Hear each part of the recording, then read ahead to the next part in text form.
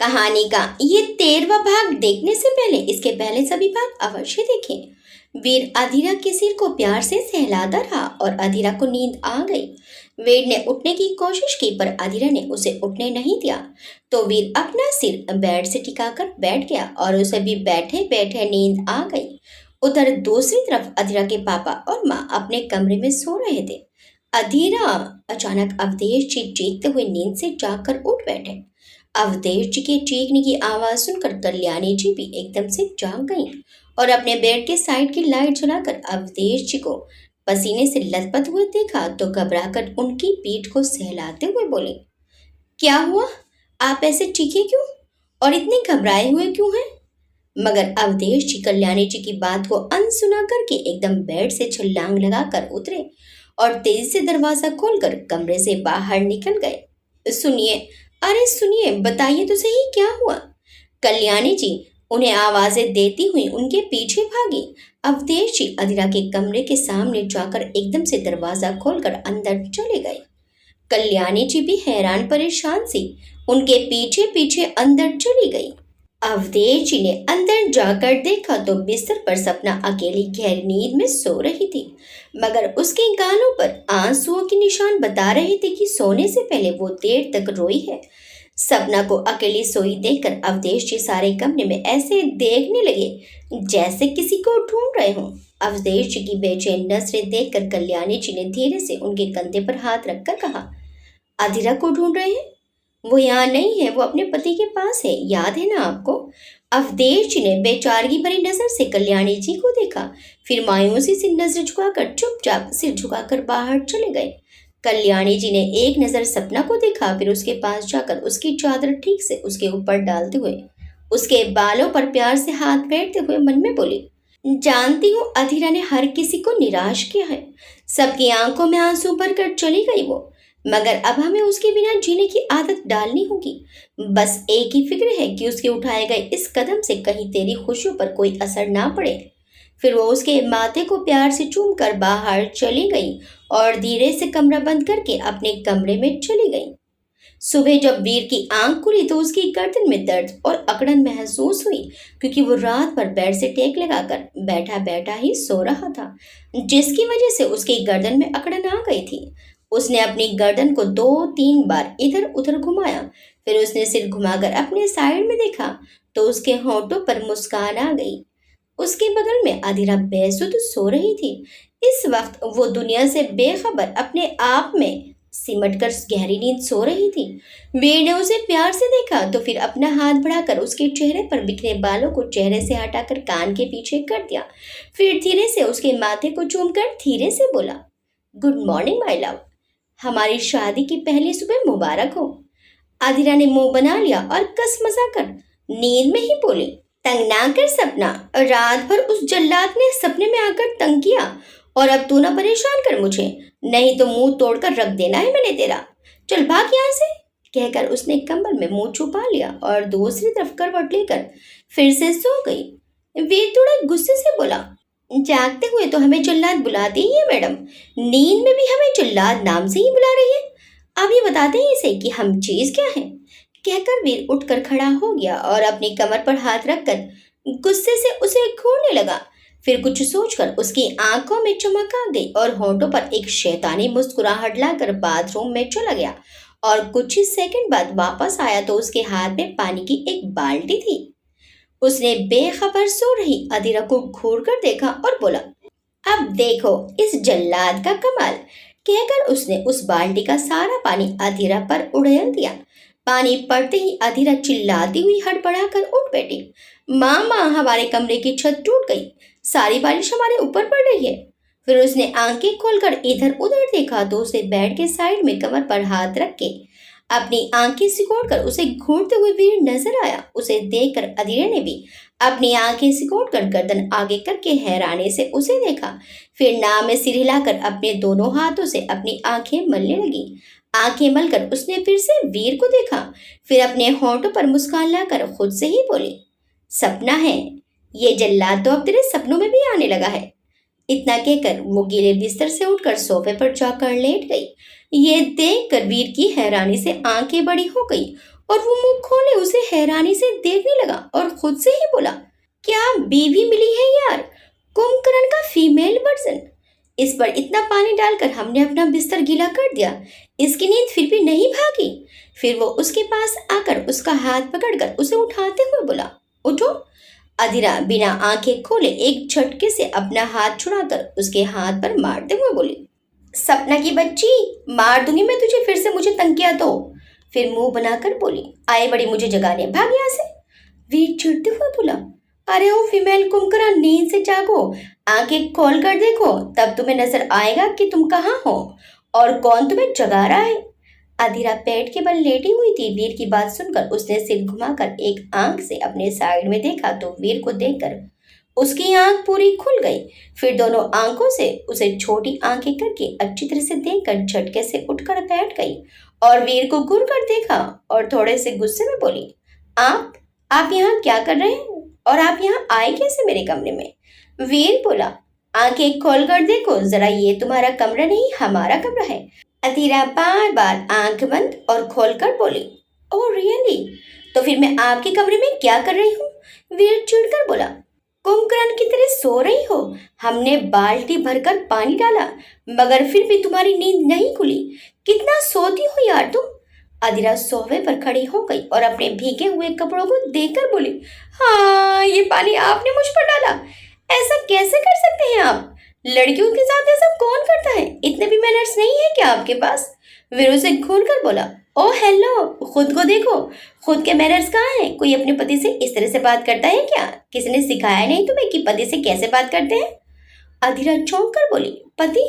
फिर अचानक उसे याद आया कि उसकी वीर के साथ शादी हो चुकी है और उसके बाद उसके घर वालों ने उसके साथ अपने सारे रिश्ते तोड़कर उसे घर से निकाल दिया। ये याद आते ही वो उदास हो गई। अपने परिवार को याद करके उसकी आंखें भीग गई। वो धड़ाम से सोफे पर बैठ गई और खुद से बड़बड़ाते हुए बोली, वो ऐसा कैसे कर सकते हैं मेरे साथ, मैंने जो किया सब उनके लिए किया और उन्होंने ये जानना तक जरूरी नहीं समझा कि मैंने जो किया क्यों किया, किस मजबूरी में किया, बस बिना कुछ सुने मुझे घर से निकाल दिया।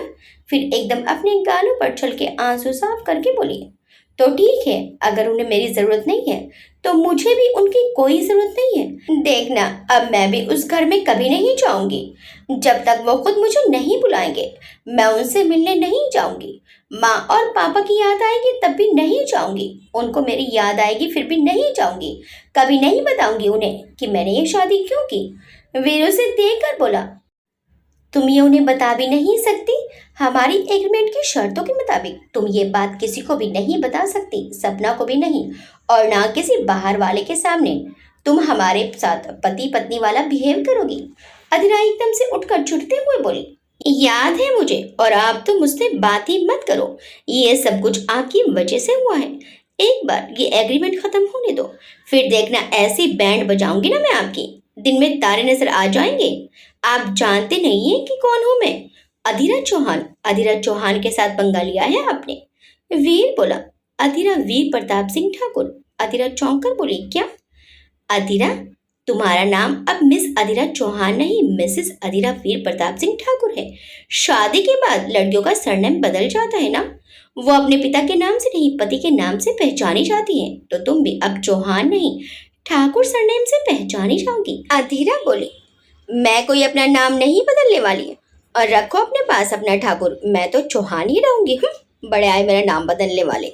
वीर ने उसे आंखें सिकोड़ कर देखा और उसे देखकर बोला, वैसे इन कपड़ों में कब तक रहने का इरादा है, क्या इतने पसंद आ गई है तुम्हें कपड़े जो अभी तक मन नहीं भरा इन्हें पहनकर।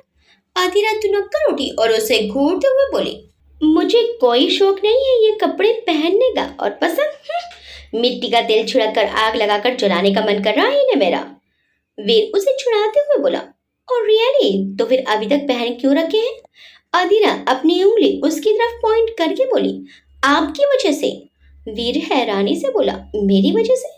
फिर वो अपने दोनों हाथ बांध कर बोला, वो कैसे। अधीरा रोनी शक्ल बनाकर बोली, पता है, शादी के वक्त दुल्हन को ढेर सारे नए कपड़े, गहने और गिफ्ट्स मिलते हैं, लेकिन मुझे ना कपड़े मिले और ना जेवर और ना ही कोई गिफ्ट मिला। फिर गुस्से से वीर को देखकर बोली, जब कोई कपड़े हैं ही नहीं तो पहनूं क्या? मैं तो कुछ छुटकारा पाने चाहती हूँ इस भारी भरकम लहंगे से। वीर ने कुछ सोचा, फिर अपनी कबर्ड खोलकर एक लोअर और टी शर्ट निकालकर उसे देते हुए बोला, लो फिलहाल के लिए ये पहन लो, फिर देखते हैं क्या करना है। अधीरा ने मुंह बनाकर उसे देखा और बोली, जब घर में लड़कियों के कपड़े नहीं थे तो शादी क्यों की? आए बड़े बिना कपड़ों की शादी करने वाले। इतना कहकर वो मुंह बनाती हुई खुद से बड़बड़ाते हुए बाथरूम में घुस गई। मुझे इतनी सुबह जगा दिया इस जल्लाद ने, अब पूरा दिन मेरा सिर दर्द करेगा। वीर हैरानी से उसे जाते हुए देखता रह गया और गुस्से से उसे घूरते हुए चिल्लाकर बोला, ठीक से घड़ी देखो मैडम, सुबह के 7:30 बज रहे हैं। इसके चक्कर में हम भी लेट हो गए। कितना इरिटेट करती है ये लड़की। थोड़ा रुककर हल्की मुस्कान होठों पर लाकर धीरे से वो खुद से ही बोला, मगर कुछ भी कहो है तो क्यूट। इसके साथ लड़ना भी कितना अच्छा लगता है। आज इसके साथ कितना अच्छा लग रहा है। फिर घड़ी की तरफ देखते हुए बोला, उप्स, आज हमारी एक्सरसाइज में लेट हो गई। फिर थोड़ा जोर से अधीरा को सुनाते हुए बोला, हम एक्सरसाइज के लिए जा रहे हैं। जब हम वापस आए तो हमारे लिए गर्म पानी और हमारा एनर्जी ड्रिंक तैयार रखना। फिर थोड़ा रुककर अधीरा का जवाब न आने पर बोला, कुछ सुना तुमने? अधीरा चढ़कर बोली, तो जाइए ना, क्यों परेशान कर रहे हो? आपके एग्रीमेंट में मेरा शांति से बाथरूम जाना भी मना है क्या? फिर खुद से बड़बड़ाते हुए बोली, आए बड़े। फिर मुंह चिढ़ाते हुए बोली, हमारा गर्म पानी और हमारा एनर्जी ड्रिंक तैयार रखना। फिर एकदम से आंखें बड़े करके बोली, एनर्जी ड्रिंक? फिर अपनी छोटी उंगली का नाखून दांतों में दबाते हुए बोली, मगर कैसे बनाते हैं ये एनर्जी ड्रिंक? फिर ऊपर देखते हुए हाथ जोड़कर बोली, हे भगवान जी मदद करना। आपको तो सब पता है ना कि किचन का कोई काम मुझे नहीं आता, लेकिन अगर इस जल्लाद को पता चला तो पता नहीं क्या करेगा और मेरा मजाक बनाएगा वो अलग। कहकर अधीरा परेशानी भरे अलग अलग तरह के मुंह बनाने लगी। लगभग आधा घंटा एक्सरसाइज करके छोटे टॉवल से अपने चेहरे का पसीना पोंछते हुए अपने घर में बनाए हुए जिम से वीर बाहर आया और हॉल में आकर अधीरा को आवाज लगाई, अधीरा, हमारा गर्म पानी। अधीरा ने कपड़े चेंज कर लिए थे और वीर के कपड़े उसे बहुत ढीले और बड़े आ रहे थे, पर वो उसमें बहुत क्यूट लग रही थी। उसे देखकर वीर के होंठों पर एक मुस्कान आ गई। अधीरा किचन से एक ट्रे में पानी का गिलास रखकर लाई और लाकर वीर के सामने सिर झुकाकर खड़ी हो गई। वीर अधीरा को देखकर हल्का सा मुस्कुराया और पानी का गिलास उठाने लगा, मगर पानी इतना गर्म था कि गिलास को हाथ लगाते ही वीर का हाथ जल गया। वीर झट से अपना हाथ हटाकर उसे झटकते हुए गुस्से से बोला, ये क्या है?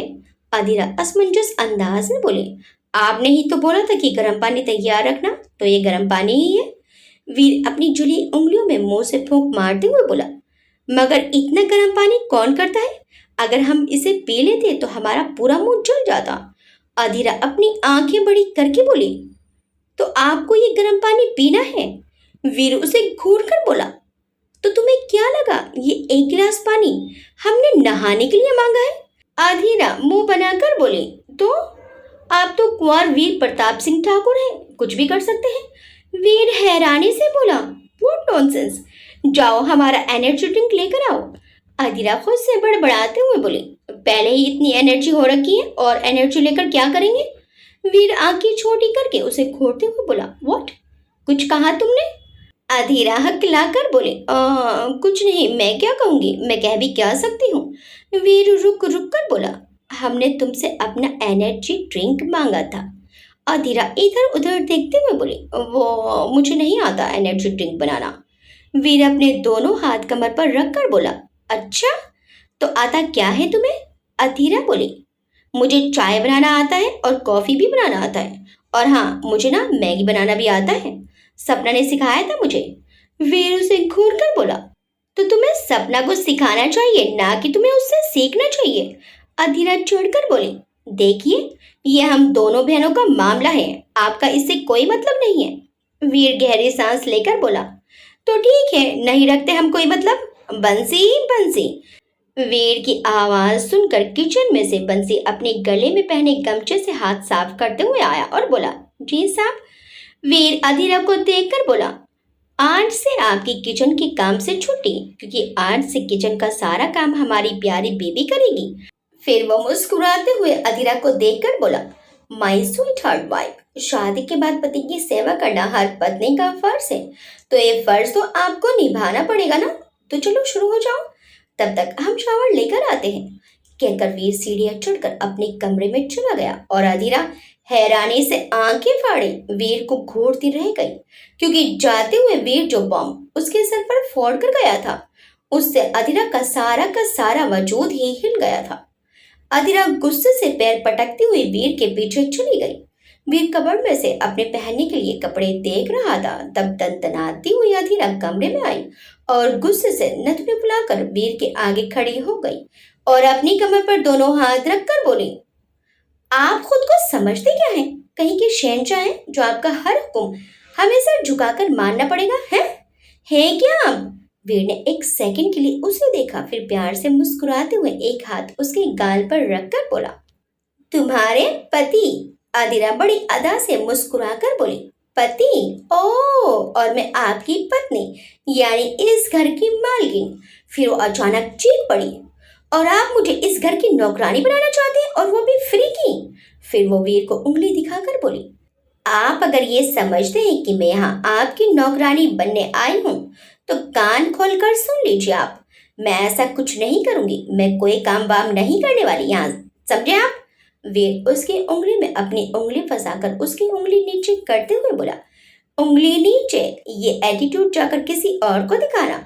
फिर उसके साइड में गोल गोल घूमते हुए बोला, तुम्हें याद तो होगा ही हमारा वो एग्रीमेंट जिसके मुताबिक तुम वही करोगी जो हम कहेंगे, और अगर तुमने हमारा कहा नहीं माना तो याद है ना?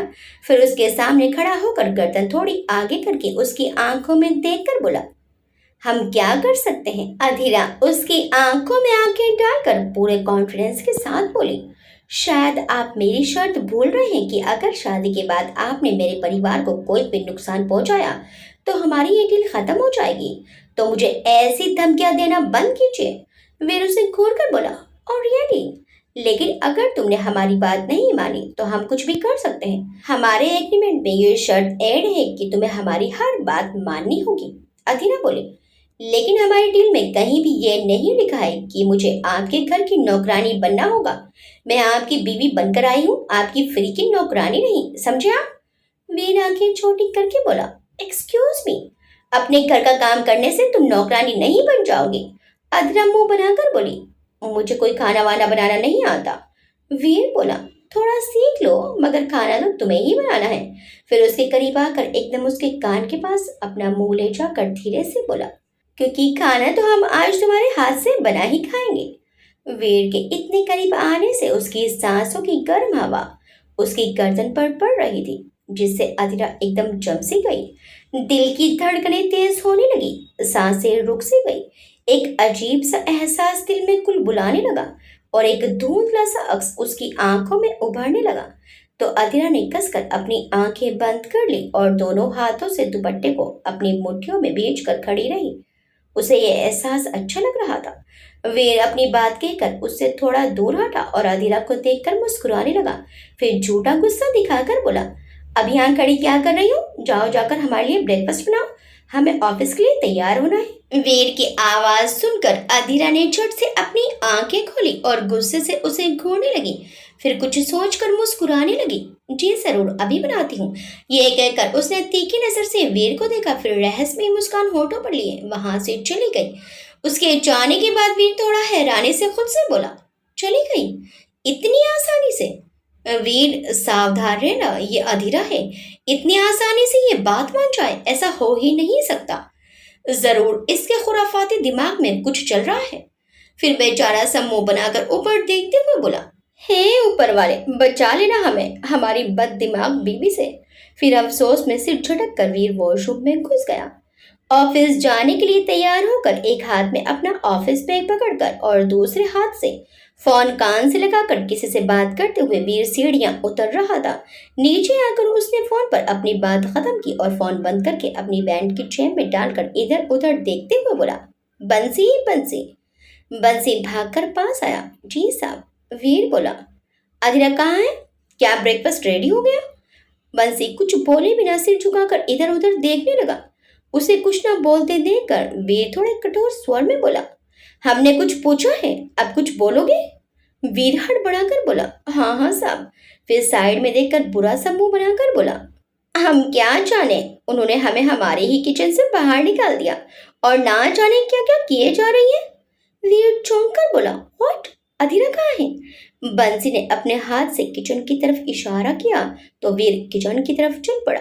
उसे किचन में जाते देख बंसी खुद से बड़बड़ाते हुए बोला, लगता है आज इस हवेली में भूचाल आने वाला है। वीर किचन में गया मगर दरवाजे पर खड़ा होकर किचन का हाल देखकर उसकी आंखें फटी की फटी रह गई। पूरे किचन का सारा सामान बिखरा हुआ था। फर्श पर आटा और सब्जियां बिखरी पड़ी थी। रसोई के प्लेटफॉर्म पर जंगे जंगे बर्तन, पानी और ना जाने क्या क्या बिखरा पड़ा था। पूरा किचन कूड़ादान बना पड़ा था और राधिका के अपने चेहरे और बालों पर आटा लगा हुआ था और उसके कपड़े सारे अस्त व्यस्त हालत में थे। टी शर्ट बुरी हालत में आटे से सनी हुई थी। कुल मिलाकर इस वक्त वीर ने किचन और अधीरा की जो हालत देखी, उसे देखकर कुछ पल के लिए तो वीर सख्ते किसी हालत में देखता रह गया। उसे गुस्सा भी आ रहा था और अधीरा को देखकर हंसी भी आ रही थी, मगर वो अपने गुस्से और हंसी को होठों पर रोककर धीरे धीरे अधीरा के पास आया, जो तवे पर पराठा सेकने में बिजी थी। और वीर उसके पास जाकर उसके कान के पास अपने होठ ले जाकर धीरे से बोला, ये क्या कर रही हो तुम? अचानक वीर की आवाज सुनकर अधीरा चौंक गई। फिर वीर को देखकर बुरा सा मुंह बनाकर बोली, आपको दिखाई नहीं देता क्या? आपके ऑर्डर के मुताबिक आपके लिए ब्रेकफास्ट बना रही हूँ। मेरी हालत से आपको नजर नहीं आता कितनी मेहनत कर रही हूँ मैं? वीर उसे देखकर बोला, वो तो दिख रहा है, मगर ये को थोड़ा लंबा खींचकर वो बोला, ये बना क्या रही हो तुम? अधीरा खुशी से चहक कर बोली, मैंने ना आलू की सब्जी के साथ पराठा बनाया है। वीर तवे पर पड़ा पूरी तरह से जला हुआ पराठा अपनी 2 उंगलियों से पकड़कर उठाते हुए बोला, ये पराठा है? अधीरा पराठा देखकर बेचारी सी शक्ल बनाकर बोली, वो थोड़ा ज्यादा पक गया है। वीर उस पराठे को देखकर बोला, रियली? तुम इसे पका कहती हो? क्या तुम्हारे घर में ऐसे पराठे बनाए जाते हैं? अधीरा अपनी माँ के हाथ के पराठे याद करके बोली, नहीं नहीं, वो माँ जो पराठे बनाती है ना, वो इससे थोड़े कम पके होते हैं। वीर अपनी भौहें ऊपर उठाकर बोला, ओह, और सब्जी का क्या हाल है? कहकर वीर ने दूसरे साइड में गैस पर पड़ी कढ़ाई का ढक्कन उठाकर देखा तो उसमें भी सारी सब्जी जली पड़ी थी। उसे देखकर वीर अधीरा को गुस्से से घूरते हुए बोला, ये क्या है? अधीरा सिर झुकाकर धीरे से बोली, वो आलू की सब्जी है, वो भी थोड़ी सी जल गई है। वीर बोला, थोड़ी सी? फिर अचानक कढ़ाई का ढक्कन पटक कर चीखते हुए बोला, इसे तुम थोड़ी सी जली कहती हो? अरे कोयला हो गई है जिसे तुम सब्जी कह रही हो। वैसे एक बात तो बताओ, बातें तो तुम बड़ी बड़ी बना लेती हो, मगर काम के नाम पर तुम्हारे हाथ पैर फूलने लगते हैं। क्या तुमने सिर्फ जुबान चलानी ही सीखी है? कोई काम धंधा नहीं सिखाया तुम्हें किसी ने? अधीरा तुनक्कर बोली, हाँ तो नहीं सीखा मैंने खाना बनाना, मेरी मर्जी। मुझे थोड़ा ना पता था कि मेरी शादी एक ऐसे सन के इंसान के साथ हो जाएगी जिसे बीवी नहीं, बीवी के रूप में फ्री की नौकरानी चाहिए। जाइए, मुझे नहीं बनाना कोई खाना वाना, बनवा लीजिए जिससे जी चाहे। कहकर गुस्से से पैर पटकती हुई अधीरा किचन से बाहर निकल गई। वीर ने उसे पीछे से आवाजें दी, अधीरा सुनो, रुको, कहाँ जा रही हो? वापस आओ अधीरा। मगर अधीरा वहां से जा चुकी थी। वीर उसे पीछे से आवाजें देता रहा, मगर अधीरा उसकी बातें सुने बिना गुस्से से बड़बड़ाती हुई सीढ़ियां चढ़कर ऊपर कमरे में आ गई। कमरे में आकर वो गुस्से से बड़बड़ाते हुए बोली, बड़े आए मुझसे खाना बनवाने वाले। मेरे घर में कभी मुझे किसी ने काम करने को नहीं बोला, मगर इन्होंने आते ही मुझे खाना बनाने लगा दिया। जालिम इंसान। खाना जला हुआ नजर आया, मगर मेरा हाथ जल गया वो नजर नहीं आया। फिर बेड पर बैठकर अपने जले हुए हाथ पर फूंक मारते हुए उसकी आंखों से दर्द भरे आंसू छलक गए। फिर अपने भूख के मारे गुड़गुड़ की आवाज कर रहे पेट को पकड़कर रोते हुए बोली, लो, अब इसमें भी गुड़गुड़ शुरू हो गई, और होगी भी क्यों नहीं। कल सुबह अपने घर में माँ के हाथ का बना ब्रेकफास्ट खाया था, तब से खाना तो क्या पानी तक नहीं पिया। सुबह से किसी ने चाय तक नहीं पूछी, ऊपर से भूखे पेट खाना बनाने लगा दिया। फिर अपने हाथ को देखकर बोली, मेरा हाथ भी जल गया। फिर वो ऊपर देखकर बोली, भगवान जी, क्या ऐसी होती है शादी? मैंने आपका क्या बिगाड़ा था जो आपने मेरे साथ ऐसा होने दिया? क्यों भगवान जी क्यों? कहते हुए अधीरा अपने एक हाथ में चेहरा छुपाकर रोने लगी। वीर दरवाजे पर खड़ा उसकी सारी बातें सुन रहा था। उसे रोते हुए देखकर वीर के दिल में एक ठेस सी लगी। जिस अधीरा को वो सारे जहान की खुशियां देना चाहता था, सूरज की तपती धूप से भी उसे बचाकर रखना चाहता था, उस अधीरा की आंखों में आज उसकी वजह से ही आंसू थे। इस बात ने वीर के दिल में एक टीस सी पैदा कर दी। उसे तंग करने के चक्कर में वीर ये भी भूल गया कि उसने कल से कुछ नहीं खाया। वैसे खाया तो उसने भी कुछ नहीं था, मगर अधीरा का तो उसे ध्यान रखना चाहिए था। आखिर शादी करके लाया है वो उसे यहाँ। गिले शिकवे तो बाद में भी होते रहेंगे, मगर उसकी जरूरतों का ध्यान रखना वीर का फर्ज बनता है। वीर अपने मन में बोला, सॉरी अधीरा, आगे से हम तुम्हें शिकायत का मौका नहीं देंगे। तुम्हारी हर जरूरत का ध्यान रखेंगे। तुम्हारे कदमों में हम दुनिया जहां की खुशियां लाकर डाल देंगे। तुम में तो जान बसती है हमारी। हम तुम्हें जानबूझकर छेड़ रहे थे क्योंकि तुमसे मीठी सी खूबसूरत सी नोक-झोंक हमें बहुत अच्छी लगती है। वीर उसे देखते हुए धीरे-धीरे आगे बढ़ा। किसी को कमरे में आया महसूस करके अधीरा ने गर्दन घुमाकर उस तरफ देखा। वीर को अंदर आते देखकर अधीरा ने गुस्से से उसे घूर कर देखा, फिर दूसरी तरफ चेहरा घुमाकर उसकी तरफ पेट करके बैठ गई। वीर उसकी आंखों में गुस्सा देखकर एक पल को ठिठक कर रुक गया, फिर कदम आगे बढ़ाकर आगे आया और बेड के साइड का ड्रॉर खोलकर वो कुछ ढूंढने लगा। अधीरा वहां से उठकर जाने लगी तो वीर ने उसका हाथ पकड़ लिया। तो अधीरा ने चौंक कर उसे सवालिया नजर से देखा तो वीर ने खड़े होकर उसे कंधों से पकड़कर फिर से बेड पर बैठा दिया। अधीरा उसकी इस हरकत को असमंजस भरी नजर से देखती रही। वीर उसे बेड पर बैठाकर खुद उसके सामने बैठ गया। अधीरा ने उसे गुस्से से घूरा, फिर अपना मुंह फेर लिया। वीर ने उसे देखकर अपना सिर नाम में हिलाया, फिर उसका हाथ पकड़कर देखने लगा। वीर के हाथ पकड़ने पर अधीरा ने उसे गुस्से से घूरा, फिर अपना हाथ खींचकर छुड़ाने लगी, मगर वीर ने उसका हाथ और भी कस लिया और थोड़ी कड़क आवाज में बोला, चुपचाप बैठी रहो। वीर की गुस्से से भरी आवाज से एक पल के लिए अधीरा डर से सहम गई, मगर वीर उसका डरना भांप ले, इसीलिए उसने गुस्से से अपना मुंह फेर लिया। वीर उसे देखकर हल्का सा मुस्कुराया, फिर उसका जला हुआ हाथ देखने लगा। उल्टे हाथ की ऊपर की स्किन पर जलने के कारण लाल निशान बन गया था। वीर ने दवाई की ट्यूब में से, जो उसने बेड के साइड ड्रॉर में से निकाली थी, उसे दबाकर थोड़ी दवाई निकालकर अपनी उंगली पर ली और धीरे धीरे मुंह से फूंक मारते हुए उसके हाथ में लगाने लगा। अधीरा कनखियों से उसे दवाई लगाते हुए देख रही थी। दवाई लगाते हुए वीर बोला, कैसे चल गया ये? अधीरा कुछ नहीं बोली, वैसे ही गुस्से से मुंह फुलाकर बैठी रही। वीर बोला, कोई भी काम तुम ढंग से नहीं कर सकती ना? कहाँ हमने सोचा था कि हमारी बीवी आएगी तो हमें प्यार से अपने हाथ से खाना बनाकर खिलाएगी, मगर हमारी किस्मत में तो वो दिन शायद नसीब ही नहीं है। अधीरा तुनक कर अपना हाथ छुड़ाते हुए बोली, तो शादी से पहले कंफर्म कर लेना चाहिए था ना कि मुझे खाना बनाना आता है या नहीं, तो शायद मैं बच जाती। हम बड़े आए बीवी के हाथ से खाना खाने वाले। अधीरा की बात से वीर ने उसे घूर कर देखा। कुछ कहने को हुआ मगर कुछ बोले नहीं, बस नाम में सिर हिलाकर दवाई लगाने लगा। वो दवाई लगाकर बोला, इस हाथ को पानी में मत डालना वरना इन्फेक्शन हो जाएगा। वीर की बात पर अधीरा ने बुरा सा मुंह बनाकर मुंह फेर लिया। तो वीर ने उसे आंखें सिकोड़ कर देखा, फिर खड़ा होकर अपनी कपड़ में से दूसरी टी शर्ट और लोअर देते हुए बोला, इन कपड़ों का तो तुमने थोड़ी देर में ही बंटाधार कर दिया, ये लो चेंज कर लो। उसके हाथ से कपड़े लेकर अधीरा रोनी शक्ल बनाकर बोली, कैसी शादी हुई मेरी? मुझे न कपड़े मिले, न जेवर और न ही कोई गिफ्ट मिला, बल्कि सुबह सुबह किचन में खाना बनाने लगा दिया, वो भी भूखे पेट। फिर गुस्से से वीर को देखकर बोली, ऐसी होती है नई नवेली दुल्हन? फिर वो अपने हाथों को देखकर बोली, हे भगवान जी, मेरे हाथों में तो मेहंदी भी नहीं लगी और दुल्हन बन गई मैं। फिर वो बड़बड़ाते हुए कपड़े चेंज करने चली गई। थोड़ी देर में वो वापस आई तो वीर कुछ बोलने ही वाला था कि तभी दरवाजे पर दस्तक हुई। तो वीर खामोश रह गया और दोनों ने दरवाजे की तरफ देखा तो वहां बंसी अपने हाथ में खाने की ट्रे लेकर खड़ा था। बंसी के हाथ में खाना देखकर अधीरा की आंखों में चमक आ गई।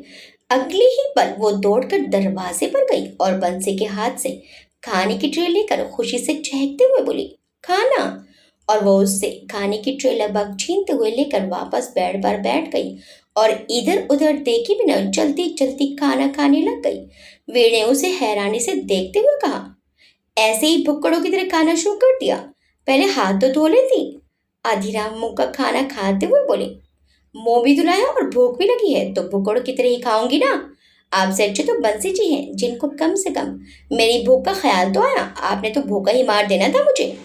वीर छोटी आंखें करके उसे देखते हुए बोला, एक्सक्यूज मी, उसे हमने ही कहा था तुम्हारे लिए ब्रेकफास्ट लाने के लिए। आदिरा अपना हाथ हवा में नचाते हुए बोली, आहा, बड़े आए मेरे लिए खाना मंगाने वाले। देखो तो स्वार्थी इंसान, बंसी जी का क्रेडिट खुद लेना चाहते हैं। अब जाइए यहाँ से और मुझे आराम से खाना खाने दीजिए। फिर वो दरवाजे पर खड़े उसे खाना खाते हुए हैरानी से देख रहे बंसी को देखकर मुस्कुराकर बड़े प्यार से बोली, आप फिक्र मत कीजिए बंसी जी, मैं आपका क्रेडिट इन्हें नहीं दूंगी। मैं ढेर सारी दुआएं आपको ही दूंगी। बस आप मेरे लिए 2 पराठे मिर्ची के अचार के साथ और ले आइए, और हाँ, साथ में एक बड़े कप में गर्मा गर्म चाय भी। कहकर उसने पराठे का एक और निवाला मुंह में ठूस लिया और साथ ही खाने की प्लेट उठाकर घूमकर वीर की तरफ पीट करके बैठ गई और खाने लगी। अधीरा की बात सुनकर बंसी ने वीर की तरफ देखा तो वीर, जो अधीरा के और 2 पराठे की फरमाइश पर उसे हैरानी से देख रहा था, मगर अधीरा के उसकी तरफ पेट करके बैठने से कुछ नहीं बोला, बल्कि बंसी को आंखों के इशारे से और पराठे लाने की सहमति दे दी तो बंसी चला गया। अधीरा अपने खाने में मस्त थी। उसे खाते हुए देखकर अंदाजा लगाया जा सकता था कि वो कितनी भूखी है। उसे देखकर वीर के होंठों पर मुस्कुराहट आ गई और वो अपने मन में बोला, बेवकूफ लड़की, खाने के मामले में आज भी पहले जैसे ही है। मन ही मन सोचकर मुस्कुराते हुए वो प्यार भरी नजर से अधीरा को देख रहा था कि तभी अचानक उसके कानों में किसी के जोर जोर से चिल्लाने की आवाज पड़ी। इस तरह किसी के चिल्लाने की आवाज सुनकर गुस्से से वीर के दोनों हाथों की मुट्ठियां भींच गई। उसके ही घर में उसी का नाम लेकर ऐसे चिल्लाने की हिम्मत किस में आ गई। वीर ने खाना खा रही अधीरा को देखा, फिर कमरे से बाहर निकल गया। अधीरा ने उसे जाते हुए एक नजर देखा, फिर अचानक नाक सिकोड़कर मुंह बनाया और फिर से खाना खाने लगी। आवाज तो अधीरा ने भी सुनी थी, मगर उसने उस पर ध्यान नहीं दिया क्योंकि इस वक्त उसका पूरा ध्यान खाने पर था और वो कहीं और ध्यान देकर अपने खाने का मजा खराब नहीं करना चाहती थी। इसीलिए वो उस तरफ से ध्यान हटाकर अपना खाना खाती रही। कमरे से बाहर आकर सीढ़ियों पर खड़े होकर वीर ने नीचे हॉल में देखकर गुस्से से कहा, कमरे से बाहर आकर सीढ़ियों पर खड़े होकर वीर ने नीचे हॉल में देखकर गुस्से से कहा, कौन है जो हमारे ही घर में आकर इतनी ऊंची आवाज में हमारा नाम लेकर चिल्ला रहा है? मैं हूँ, नीचे हॉल में खड़ा आदमी गरज कर बोला। तो उसे देखकर वीर चौंक गया। एक पल के लिए वो सख्ते किसी हालत में आ गया। नीचे हॉल में अधीरा के पापा अवधेश जी खड़े उसे गुस्से से घूर रहे थे। वीर को देखकर वो व्यंग्यात्मक अंदाज में बोले, क्यों, क्या हुआ? मुझे देखकर हैरान रह गए। क्या लगा था तुम्हें कि तुम मेरी बेटी को डरा धमका कर शादी का ड्रामा करके उसे हमसे दूर करके ले जाओगे और हम चुपचाप तमाशा देखते रहेंगे? लेकिन शायद तुम भूल गए कि अधीरा के पापा अभी जिंदा हैं और मेरे रहते मेरी बेटी के साथ कभी कुछ गलत नहीं हो सकता। वीर सीढ़ियों से नीचे उतरते हुए बोला, देखिए मिस्टर चौहान, आप हमें गलत समझ रहे हैं। अवधेश जी बोले, मैं बिल्कुल सही समझा हूँ तुम्हें। पहले तुम्हारी बातों पर भरोसा करके बहुत बड़ी गलती कर दी मैंने। अगर उस वक्त ही मैं अधीरा को फिर से ऑफिस ना भेजता तो आज मेरी बेटी इस मुसीबत में ना फंसती। वीर अवधेश जी के पास आकर उनका हाथ पकड़ते हुए बोला, देखिए प्लीज आइए, हम बैठकर शांति से बात करते हैं। अवधेश जी एक झटके से अपना हाथ छुड़ाकर बोले, मैं कोई बात करने नहीं आया, मैं अपनी बेटी को लेने आया हूँ और उसे अपने साथ लेकर जाऊंगा। फिर वो चारों तरफ घूमकर ऊंची आवाज में बोले, अधीरा, अधीरा, बेटा कहाँ हो तुम? जल्दी आओ, देखो तुम्हारे पापा तुम्हें लेने आए हैं। अधीरा, अधीरा। इधर कमरे में बैठी मजे से खाना खा रही अधीरा के कानों में जब अपने पापा की आवाज पड़ी तो खाना खाते उसके हाथ रुक गए। पापा।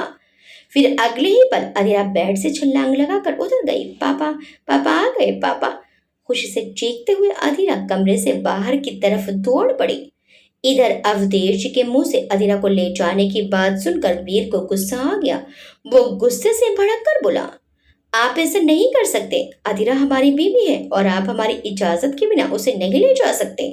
अवधेश जी बोले, शादी कोई गुड्डे गुड़ियों का खेल नहीं कि कोई भी मुंह उठा कर ले।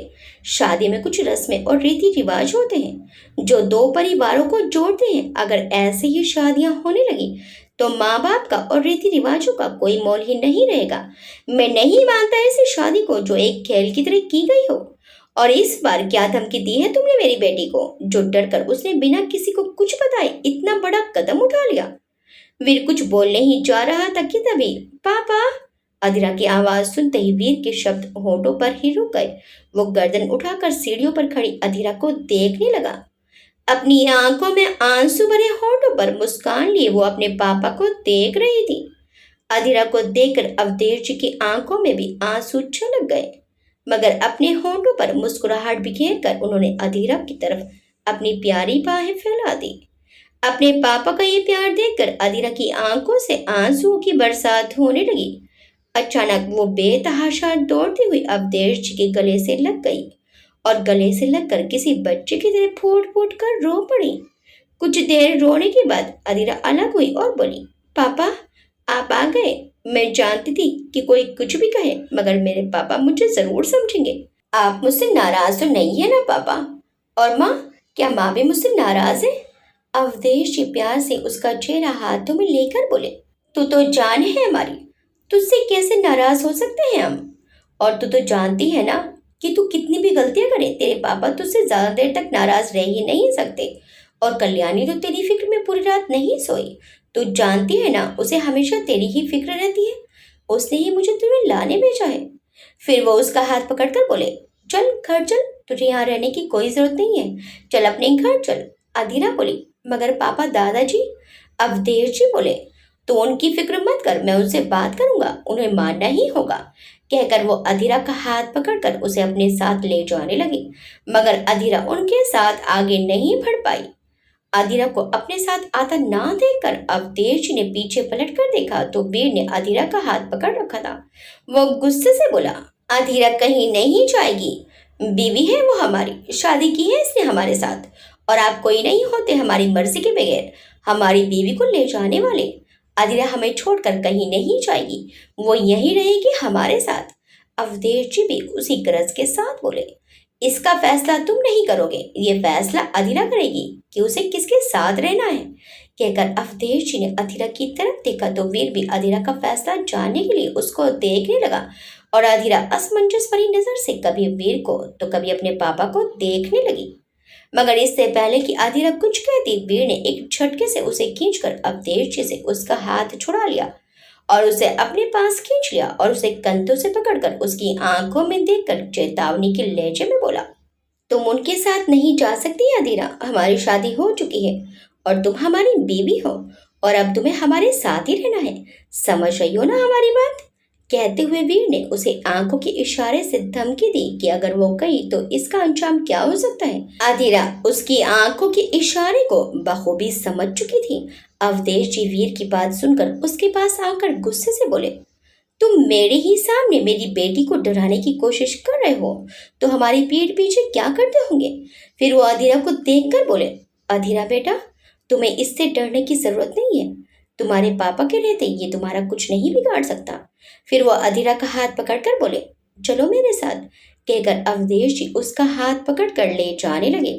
अधीरा ने वीर की तरफ देखा जो उन्हें गुस्से से घूर रहा था।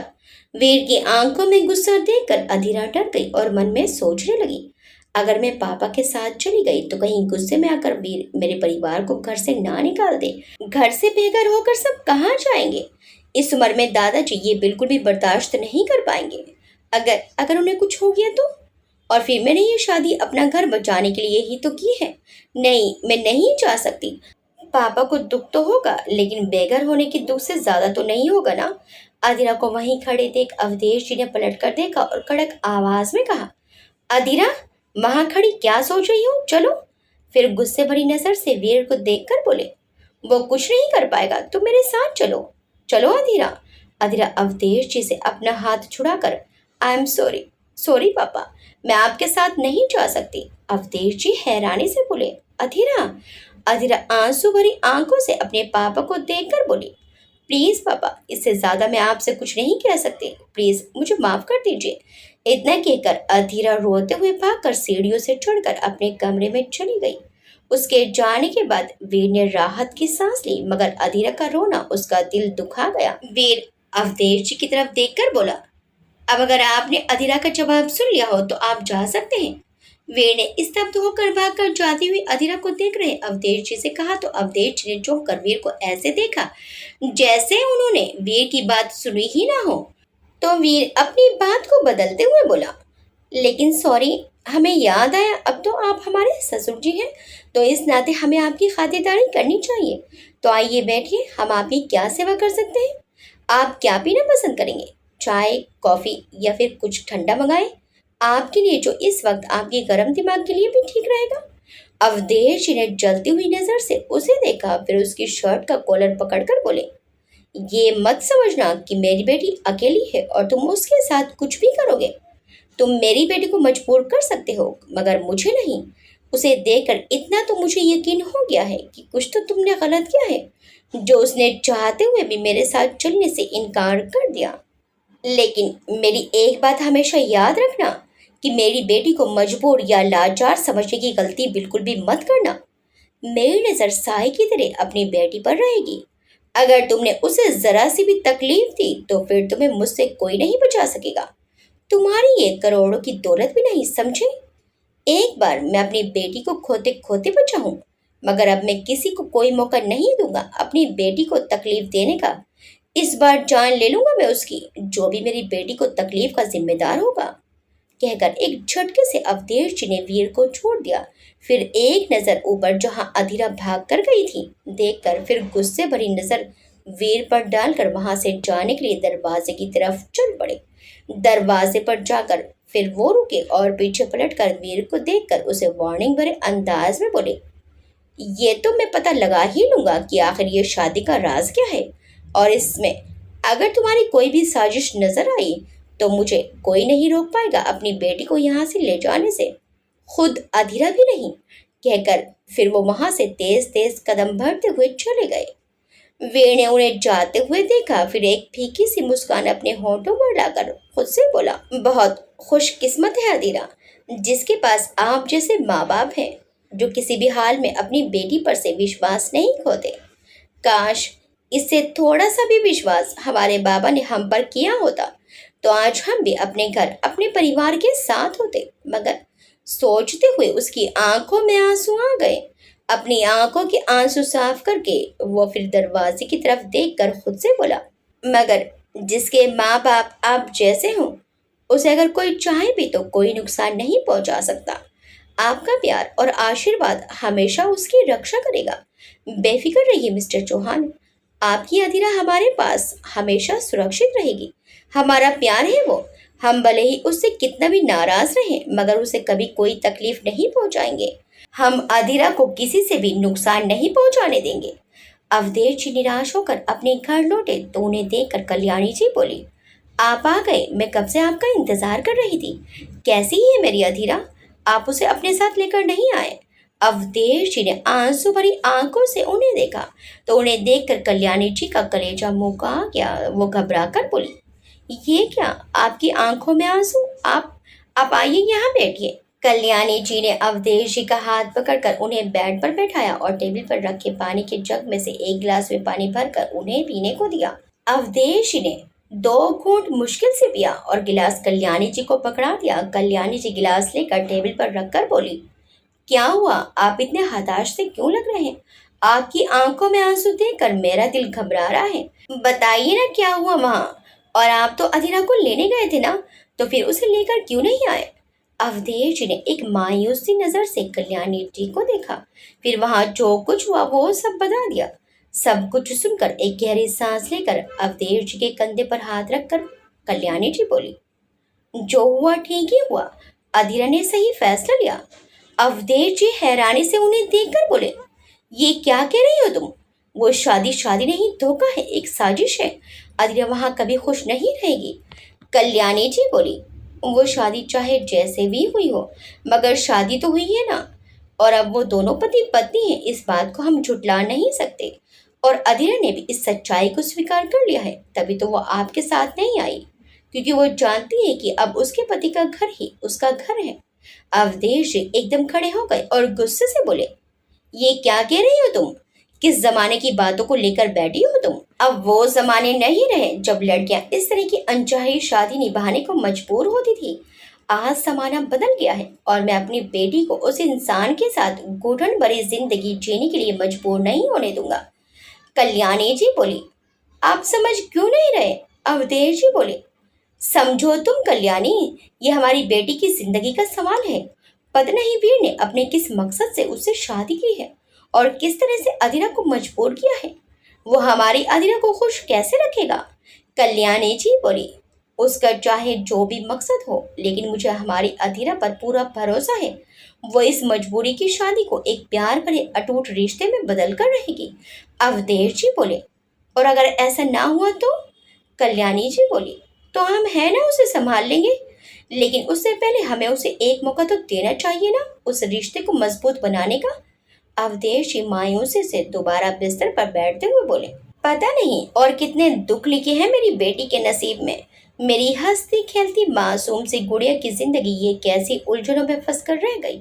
कल्याणी जी उनके पास बैठकर प्यार से उनके कंधे को सहलाते हुए बोली, सभी ठीक हो जाएगा, बस ऊपर वाले पर भरोसा रखिए। वो कभी किसी को उसके सहने की शक्ति से ज्यादा दुख नहीं देता। अवधेश जी थोड़े तीखे स्वर में बोले, तो क्या हमारी अधीरा ने जो सहा उसकी उम्र में वो उसके सहने के लायक था जो उसके साथ हुआ? क्या वो भगवान ने सही किया था उसके साथ? और अब जो हो रहा है क्या वो सही है? कल्याणी जी पूरे विश्वास के साथ बोली, पहले भी वो जीती थी और अब भी वो जीतेगी, ये एक माँ का विश्वास है। अवधेश जी कल्याणी जी का हाथ पकड़कर घबराहट भरे स्वर में बोले, मुझे डर लग रहा है कल्याणी, कहीं हम अपनी बेटी को खो न दें। तुम तो जानती हो वो दिमागी रूप से कितनी कमजोर है। थोड़ी सी भी टेंशन वो बर्दाश्त नहीं कर पाती, तो ये सब वो कैसे बर्दाश्त करेगी? उसके दिमाग पर कोई जोर ना पड़े, इसलिए हम उसे शिमला से यहाँ ले आए। जब तक हम उसके साथ थे तब तक तो हम उसे हर सिचुएशन में संभाल सकते थे, मगर अब वो वहाँ अकेली है और डॉक्टर ने कहा कि उसे कोई भी टेंशन नहीं होनी चाहिए। कल्याणी जी बोली, आप ये क्यों नहीं सोचते कि हो सकता है कि ये सब कुछ हमारे अधीरा के भले के लिए ही हुआ हो? अवधेश जी बोले, क्या भला क्या बुरा ये मैं नहीं जानता, लेकिन अगर उसने मेरी अधीरा के साथ कुछ भी गलत किया, उसे थोड़ी सी भी तकलीफ दी, तो मैं उस इंसान की जान ले लूंगा। कहकर अवधेश जी उठकर कमरे से बाहर निकल गए और कल्याणी जी उन्हें जाते हुए मायूस नजरों से देखती रही। वीर अपने कैबिन में बैठा अपने लैपटॉप में कुछ काम कर रहा था।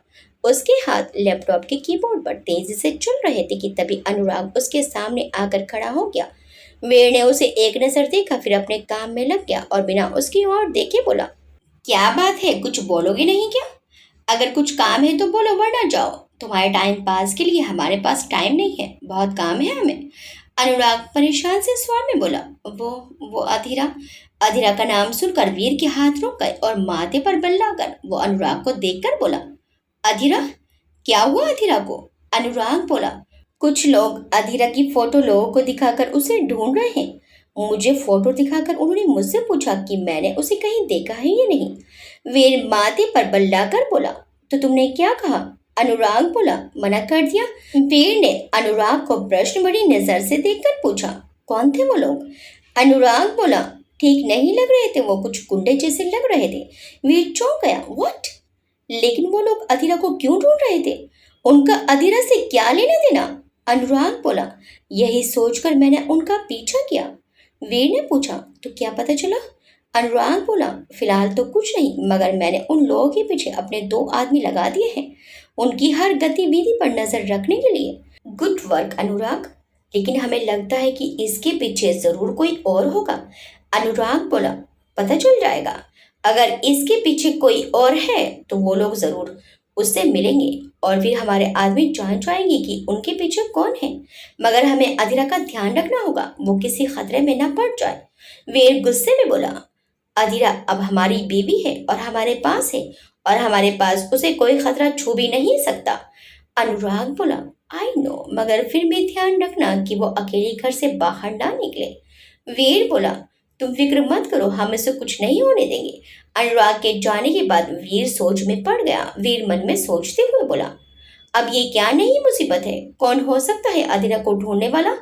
अधीरा तो एक साधारण सी लड़की है, उससे ऐसे लोगों का क्या काम हो सकता है? ओ अधीरा, क्या क्या राज छुपे हैं तुम्हारी लाइफ में? सुबह तुम्हारे पापा भी कह रहे थे कि वो तुम्हें खोते खोते बचे हैं। कहीं ये भी उसी हादसे से जुड़ा हुआ तो नहीं है? जो कोई भी है, हम जल्द ही पता लगा लेंगे। वीर काफी देर तक अपनी सोचों में घिरा रहा। उधर सपना अपने बिस्तर पर तकिए में मुंह छुपाकर सुबक रही थी। आज सुबह वो तैयार होकर ऑफिस जाने लगी तो उसके दादाजी ने उसे डांट कर जाने से रोक दिया और नौकरी छोड़कर घर बैठने का फरमान जारी कर दिया। तो सपना अपने कमरे में आकर बिस्तर पर लेटकर रोने लगी। उसे रोते देखकर कल्याणी जी उसके पास आई और प्यार से उसके सिर पर हाथ फेर कर बोली, सपना चुप हो जाओ बेटा, ऐसे रोने से क्या होगा? सपना ने मुंह उठाकर उन्हें देखा, फिर उनकी गोद में सिर रखकर और तेज रोने लगी और रोते हुए बोली, मुझे किस बात की सजा मिल रही है चाची जी? मैंने क्या किया है? मेरी क्या गलती है? जो किया अधीर ने किया तो उसमें मेरा क्या कसूर? उसने तो मुझे कुछ भी नहीं बताया। मैं नहीं जानती कि उसने ऐसा क्यों किया, कब किया। मुझे तो घर में आकर ये सब पता चला। कल्याणी जी उसे चुप कराते हुए बोली, मैं जानती हूँ बेटा कि इसमें तुम्हारी कोई गलती नहीं, मगर तुमने सुना है ना कि अक्सर गेहूं के साथ घुन भी पिस जाता है, तो तुम्हारे मामले में भी यही हुआ है। अदिरा की गलती की सजा तुम्हें भी मिल रही है, मगर तुम घबराओ मत सपना। बस सबको थोड़ा वक्त दो, सब ठीक हो जाएगा। सपना बोली, अदिरा ने ऐसा क्यों किया चाची जी? क्यों किया उसने ऐसा? मैं उससे बहुत गुस्सा हूँ। उसने मुझे भी इस बारे में कुछ नहीं बताया। देखना, मैं अब उससे कभी भी बात नहीं करूंगी, सच्ची। ये कहकर सपना कल्याणी जी के गले से लगकर रोने लगी। कल्याणी जी प्यार से उसके सिर को सहलाते हुए सोचने लगी, तुमने तो अपना दर्द मुझसे बांट लिया सपना, मगर अधीरा वहां अकेली किससे अपने दिल का दुख कहेगी? न जाने किस हाल में होगी मेरी बच्ची। पता नहीं उसने कुछ खाया भी होगा या नहीं। उसे तो थोड़ी थोड़ी देर बाद भूख लगती है। वहां कौन उसका ख्याल रखेगा, कौन उसे खिलाएगा? सोचते हुए कल्याणी जी की आंखें भर आई। इधर अधीरा कमरे में आकर बेड पर लेटकर देर तक सोती रही और रोते रोते वैसे ही सो गई। वो ना जाने कब तक सोती रही। जब आंख खुली तो कोई जोर जोर से दरवाजा खटखटा रहा था। जब दरवाजा खटखटाने की आवाज उसके कानों में पड़ी तो उसने आंखें खोलकर दरवाजे की तरफ देखा। फिर उठकर आंखें मलते हुए उसने दरवाजा खोला तो सामने बंसी खड़ा था। उसकी घबराई सी शक्ल देखकर अधीरा चिढ़कर बोली, क्या है? ऐसे दरवाजा क्यों पीट रहे हो? ऐसी क्या आफत आ गई जो मुझे नींद से जगा दिया? बंसी बोला, अरे हम कितनी देर से दरवाजा खटखटा रहे हैं, मगर आपके कानों तक तो आवाज पहुंची नहीं रही थी। कोनो नशा वसा करके सोई रही थी क्या? हम तो डर ही गए थे कि कहीं कुछ हो तो नहीं गया। हम तो अभी जाकर मालिक को फोन करने वाले थे। अधीरा बंसी को देखकर बोली, देखिए, चाहे जो भी हो, मगर आपको उन्हें फोन करने की जरूरत नहीं है। जो भी बात हो आप मुझसे कहना। आखिर अब मैं भी इस घर की मालकिन हूँ, तो जो भी बात हो आप मुझे बताना, ठीक है? समझ गए ना? बंसी बोला, ऐसा नहीं हो सकता। हम मालिक से कुछ भी नहीं छुपाते और ना हम कभी झूठ बोलते हैं। अधीरा अकड़ कर कमर पर हाथ रखकर उसके सामने खड़ी हो गई और उसे छोटी छोटी आंखें करके घूरने लगी। फिर कुछ देर तक उसे घूरती रही और बंसी नीचे नजर करके इधर उधर घुमाता रहा। अधीरा कमर पर हाथ रख के गुस्से से उसे घूरते हुए बोली, तो आप मेरी बात नहीं मानेंगे? बंसी बोला, हमारे मालिक जो कहेंगे हम वही करेंगे। अधीरा बड़ी अदा से आंखें नचाते हुए बोली, सोच लीजिए, अब मैं इसी घर में रहने वाली हूँ और सिर्फ इस घर पर नहीं, तुम्हारे मालिक पर भी मेरा ही हुक्म चलने वाला है। पत्नी जो हो ना मैं उनकी, तो मैं जो भी कहूंगी अब इस घर में वही होगा। तो कहीं ऐसा ना हो कि मुझे तुम्हारी जगह किसी और को तुम्हारे काम के लिए रखना पड़े। सुनकर बंसी थोड़ा घबरा गया, मगर अपनी घबराहट छुपाकर अकड़ते हुए बोला, ऐसे कैसे किसी और को मेरी जगह रख लेंगे आप? हम बरसों से यहाँ काम कर रहे हैं, हम मालिक के वफादार हैं, तो वो हमें काम से नहीं निकाल सकते, हम जानते हैं। अधीरा मुंह बनाकर बोली, अगर मुझसे वफादारी नहीं करोगे तो फिर तुम्हारे साथ कुछ भी हो सकता है। बंसी चौंक कर बोला, कैसी वफादारी? अधीरा बोली, अगर तुम मेरी बात नहीं मानोगे तो सोच लो, तुम्हारे मालिक तो घर में सिर्फ रात को आते हैं और सुबह चले जाते हैं, तो उन्हें क्या पता कि उनके पीछे घर में क्या होता है और क्या नहीं। लेकिन मैं तो घर में ही रहूंगी, तो मैं उन्हें तुम्हारे बारे में क्या क्या बता सकती हूँ, ये तो मैं भी नहीं जानती। बंसी की आंखें बड़ी हो गई। वो हैरान होकर बोला, ये क्या? आप झूठ मूठ की शिकायत लगाओगी हमारी मालिक के पास? अधीरा इतना कर बोली, everything fair, love and war, प्यार और जंग में सब कुछ जायज है। अगर तुम मेरा साथ दोगे तो मैं तुम्हारा साथ दूंगी। बंसी रुआसी सी आवाज में बोला। आप हमारा साथ क्या देंगी जो हमें नौकरी से निकालने की बात कर रही है? अधीरा मुस्कुराकर बोली, हो सकता है कि तुमसे खुश होकर मैं उनसे कहकर तुम्हारी सैलरी बढ़वा दूं, मतलब डबल सैलरी करवा दूं तुम्हारी, और दिवाली बोनस अलग से। बंसी की खुशी से आंखें चमक गई। बंसी खुश होकर बोला, क्या सच में ऐसा करेंगे आप और वो मान जाएंगे? अधीरा बड़ी अदा से इतराते हुए बोली, अरे पत्नी हूं मैं उनकी, और तुम्हें तो पता ही होगा कि पत्नी तो अपने पति से कुछ भी बात मनवा सकती है। बंसी उसकी बात पर सहमति जताते हुए बोला, हाँ वो तो है। फिर कुछ सोचते हुए बोला, मगर एक बात हमारी समझ में नहीं आई कि मालिक ने ऐसे शादी क्यों की बिना किसी को बताए? न बारात निकली, न बैंड बाजा बचा, न नाच गाना हुआ, न कोई रस्म। ये कैसी शादी हुई भला? अथीरा बोली, अरे कोर्ट मैरिज हुई है, मतलब कोर्ट वाली शादी हुई है हमारी, और इसमें ये सब नहीं होता बुद्धू। बंसी उदास होकर बोला, मगर मालिक ने ऐसा क्यों किया? हमें उनकी शादी में नाचना था, बढ़िया बढ़िया खाना खाना था। ये कैसी सूखी सूखी सी शादी कर ली मालिक ने? अधीरा बोली, अरे ये अमीर लोग ऐसे ही करते हैं, और तुम्हारे साहब तो एक नंबर के कंजूस ठहरे, तो पैसा बचाने के लिए ही ऐसा किया होगा ना। बंसी अधीरा को देखकर बोला, नहीं हमारे मालिक कंजूस नहीं है। अधीरा बोली, अच्छा चलो छोड़ो, तो तुम्हें मेरी डील मंजूर है ना? तुम मेरा ही साथ दोगे ना? बंसी बोला, हाँ ठीक है, मगर हम अपने मालिक के साथ कुछ भी गलत नहीं करेंगे, ना कुछ गलत होने देंगे। अधीरा मुंह बनाकर बोली, अरे नहीं, मैं भला अपने पति के साथ कुछ गलत क्यों करूंगी? आखिर इकलौते पति हैं वो मेरे। अच्छा तो हमारी डील पक्की है ना? बंसी बोला, हाँ ठीक है। अधीरा पेट पर हाथ रखकर बोली, तो चलो ठीक है, फिर अब जाओ जल्दी से मेरे लिए कुछ खाने को लेकर आओ, मुझे भूख लगी है। बंसी हैरानी से बोला, अरे अभी तो नाश्ता किया था, अब फिर? अधीरा उसे घूर कर बोली, हाँ तो कितना वक्त हो गया, अब फिर से भूख लग गई है मुझे। तुम जाओ मेरे लिए कुछ खाने को लेकर आओ। बुरा सा मुंह बनाकर बड़बड़ाते हुए बंसी चला गया। उसके जाने के बाद अधीरा शातिराना मुस्कान होठों पर लाकर खुद से बोली, तो मिस्टर वीर अब देखो मैं कैसे आपके ही घर में आपकी बैंड बजाती हूँ। बड़े आए थे मुझसे शादी करने वाले, ऐसा शादी का मजा चखाऊंगी ना कि शादी के नाम से भी डरने लगेंगे। हे। खुद से ही बातें करके वो अजीब सी हंसी हंसने लगी। वो हंसी रही थी कि तभी बंसी वापस आ गया और दरवाजे पर खड़ा होकर बोला, आपकी बातों में हम जो कहने आए थे वो तो भूल ही गए। नीचे कोई आया है, आपको बुला रहा है। अधीरा हैरानी से बोली, कौन है और मुझसे मिलने क्यों आया है? बंसी बोला, हमें क्या पता, खुदा कर देख लो। कहकर बंसी चला गया और अधीरा सोचने लगी कि हाँ उससे मिलने कौन आया होगा। आगे क्या होगा? क्या वीर अधीरा को ढूंढने वालों का पता लगा लेगा? क्या विदेशी वीर को अधीरा का सच बता देंगे? देखिए इस कहानी के अगले भाग में। आपको ये कहानी कैसी लगी हमें कमेंट करके जरूर बताइएगा। वीडियो अच्छी लगी तो वीडियो को लाइक शेयर सब्सक्राइब करना मत भूलिएगा। मिलते हैं इस कहानी के अगले भाग में। Till then bye bye.